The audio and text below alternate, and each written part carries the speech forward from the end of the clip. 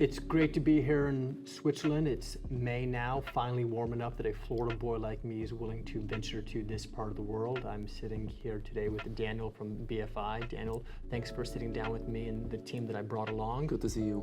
Good to see you guys. Daniel, can you start by talking a little bit about just our relationship? We've been working together for some time. You were definitely an inspiration for me coming into this field and focusing on offshore asset protection, and I thank you not frequently enough for that. You're very welcome. Why don't you talk a little bit about our relationship, of how we met and how the relationship has evolved, and we'll go from there. Feels like yesterday when we had that meeting in your Colorado office. It must be more than 10 years ago.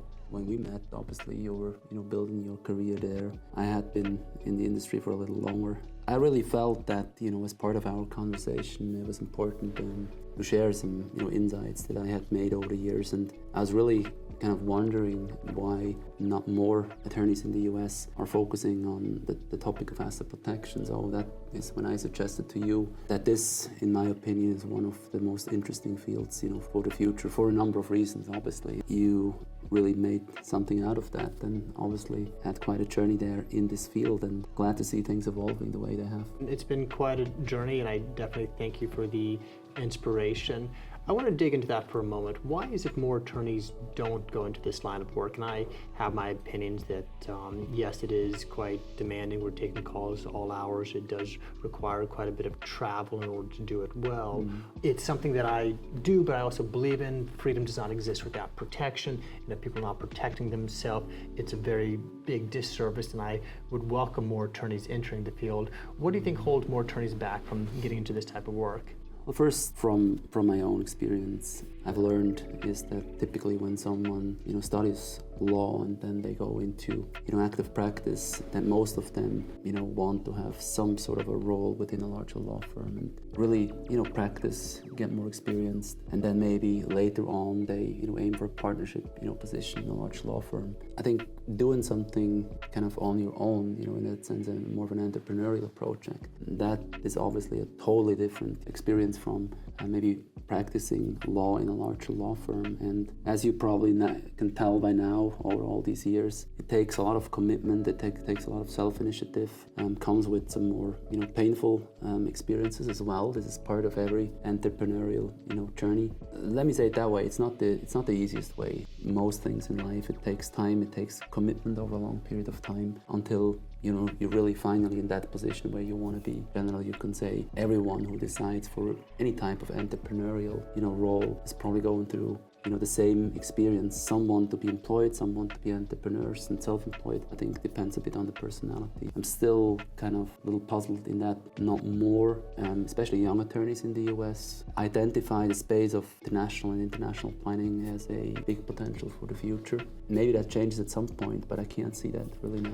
And I think there may be a lack of entrepreneurial spirit, or that entrepreneurial spirit may be crushed by several years in law school and years of being an associate attorney. Also, offshore trusts are not taught in law school. It really took getting out into the field and traveling here to Switzerland and the Cook Islands and partnering with some of the original people who started the industry many decades ago to learn and develop the business that my firm has been able to develop. Let's pivot the conversation and let's talk about BFI. BFI has several different branches. Why don't you talk about the different services that BFI can offer and solutions that you can provide for clients? Obviously, the BFI story is a rather long one. The group has been in existence for more than 30 years, and the group today really consists of 4 group companies or pillars. The one that I'm heading up is the SEC registered wealth management entity. Then we have with BFI Bullion, that is a precious metal storage business that we are offering. Then the third is BFI Consulting, today focusing more complementary services like family offices. And then there is a 4th company within our group. This is a technology venture that is actually separate from the rest of the group.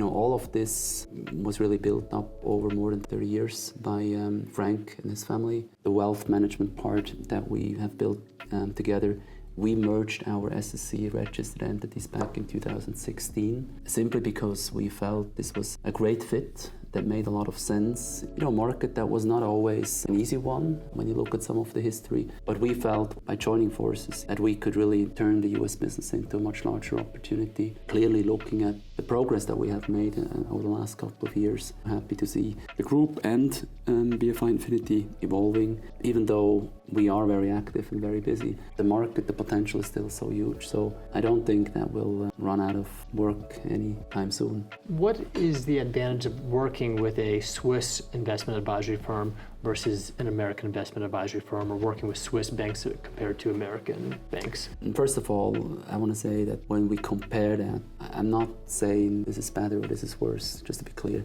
Usually domestic wealth management is a bit of a different industry in the US. It's typically mostly focused on US markets, US securities, and US dollar denominated investments. It's typically also a bit more of a product-driven advice. And I think in general, it's more of a sales-driven industry. Here in the international space, it's very different, because when clients come to us, then usually they're looking for more than just investments. They look specifically for diversifying the investments, getting international investment exposure. I believe they look for jurisdictional diversification, which obviously in the concept of asset protection is very, very important. So I'm not looking at these two necessarily competing against each other. If anything, I would say they're very complementary.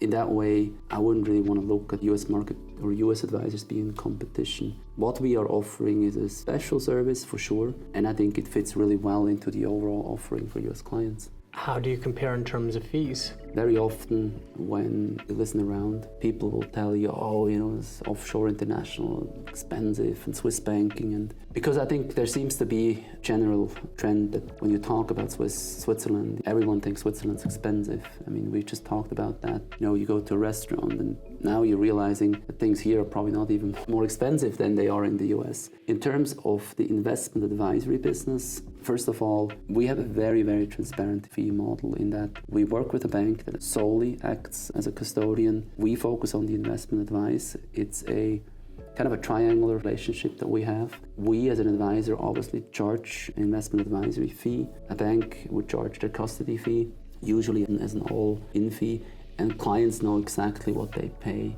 Because it's not a sales-driven process, we're not in the business of selling financial products that would have different, sometimes multiple layers of fees built into them. I think typically what we see when we help clients with the review or analyzing their domestic investment portfolios, quite often what we see is that these accounts or portfolios are, rather than a well-diversified set of investments, there are more of a random basket of different types of financial products that have all sorts of fees. And when you try to add up all these different fees that are involved, I think what you'll find in general is that the Swiss solution is actually not more expensive, but it is, or might appear a little bit more expensive because we have full transparency on fees. Talk to me about crypto. I've got some crypto. Can I do anything with my crypto? Crypto is evolving, and it's evolving fast. And people that 10 years ago thought, this is something very exotic and it will go away. I think they're all proven wrong. I think crypto is not going to go away, and I think it's even more accepted than ever before. I think you're seeing a lot of changes in the US under the current administration that will probably help the crypto industry going forward quite a bit. And crypto has really become more accepted as a financial instrument or security or whatever we want to call it for the time being. But it's basically becoming more and more standard. Clients reach out to us, they have crypto assets that they might want to keep in a Swiss bank as well, and that is possible. So we have different custodians that offering different services for crypto investments. It's really important to see how the industry is evolving. I mean, at some point you had crypto-specific companies that were offering a solution in that space. Now more and more the traditional ones get in there as well. They kind of blend their offering of traditional investments with solutions for crypto. And so in that sense, crypto is becoming more and more standard. Of course, not with every bank yet, but we have plenty of solutions that we could work with for clients that have specific needs in the area of crypto. And how much does someone need to open a Swiss account? I would say generally a good starting amount is usually around $1 million. Okay. But that is not a hard number. But I think whenever opens an account, they need to understand that you can't compare the Swiss private bank account with a brokerage account in the US. It's a completely different purpose. I think it is possible if someone wants to start with less than $1 million, you can still do it. The question always becomes, when is an account too small? We as a firm or the bank that is acting as custodian can't do business that in the end is not profitable. The change in the industry over the last decade or two has been that things have become much more complex, much more demanding in terms of compliance, regulations. This is making the entry barriers into this industry higher and higher. With it, obviously also the costs associated with this type of business. I would say generally, as a rule of thumb, I would use, it shouldn't be too much below $1 million to get started. Ideal is $1 to $1.5 million to get started. So I want to address some of the common myths or misconceptions. The first one is Americans cannot open a Swiss account. Of course, this is not true. You come to America frequently to meet with my clients and other clients who have and are planning to open up accounts. We have lots of our clients who have opened up accounts with you at various Swiss banks and through other investment advisors, well, a number of different Swiss and Liechtenstein banks. But why is this misconception even out there? I mean, is it just something American investment advisors push to keep it away, or why do people think that you can't open a Swiss account? We as a company, we went through different stages in developing the business. Throughout the whole journey, we were always facing situations where clients came up to us and say, hey, I can't do this and it's not legal. And of course, this is all nonsense, as we know. But I really believe that on one hand, it is a little bit of trying to shield off competition, for sure. The US is, in terms of banking and financial advice, is still a very, very domestically focused business. I mean, interestingly enough, even today. But I believe we're in a phase now where I think more and more people are learning that this is actually perfectly legitimate. They're starting to see the real, advantages of that. So I think that going forward, more and more people will ask for international diversification of assets, international diversification of banking relationships. I think the offering that we have, we feel very comfortable, but it takes education, right? And more and more people are learning about that. So obviously the hope is that there will be more and more business flow into Switzerland as well. And just to add to that, I think it's a couple of things. One is exactly what you said. Americans have historically been very American focused. If you want to take a trip to the mountains, you go to Colorado. To the beach, you go to Florida. If you want to invest in various different things, there's a lot of investment options within the United States. But as the world is becoming more globally minded, as social media is opening our eyes to different parts of the world, as travel is becoming cheaper, as more people have remote jobs, more and more people are opening their mind to global solutions. And the individuals, the families that are going to be the most successful are the ones who think globally for solutions to their issues. And I also think some of the misconception goes back to 2008 when Obama cracked down on some of the Swiss banks that were not reporting to the IRS. And I think at that time, some of the banks said, we don't want to work with Americans. And other banks said, well, actually, Americans have some money and we bankers like money, and we're actually going to cater to the American market. So yes, Americans can absolutely open a Swiss bank account. Are numbered accounts still around, and are bank accounts in Switzerland used for tax evasion? Real numbered account in the sense of what there was in the old days, where very few people even knew who the client was, that does not exist. There are banks that claim that will have numbered accounts, but honestly, the numbered accounts, being more of a little bit of a show element than anything else. Truly numbered accounts where almost no one knows who are the beneficial owner. I'm not aware of any bank that still has that. The second one is an easy one to address. No, that's been a huge step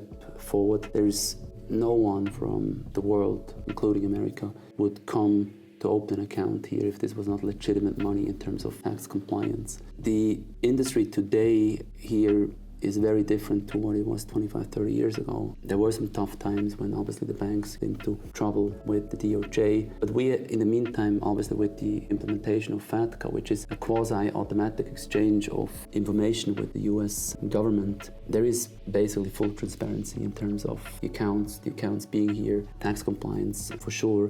That's all taken care of. And with all these changes happening over the last 20 years, for us as a company, all that it has been doing for us, it made this an even better business. We never had any interest in working with clients that wouldn't fully comply in terms of taxation. We had never an interest in that. We had never, any legacy issues. But now going forward, because everything is so clear and well regulated, everyone knows exactly what the process is. The question is, why would an American then still come to Switzerland, have an account? And that's obviously where we get into the planning, the asset protection, and all the other features that come with it, which I think are really the true and, in my opinion, really the only reason why someone would come here. And that is what we can offer as a country, the stability. All the rules are crystal clear. It's a huge help for our business going forward. Let's finish off the conversation on one of my favorite subjects, asset protection. Many people will open a Swiss bank account simply because they want to put their money in a very stable jurisdiction with very secure, risk-averse banks. They will also do it because they want some exposure to an international market,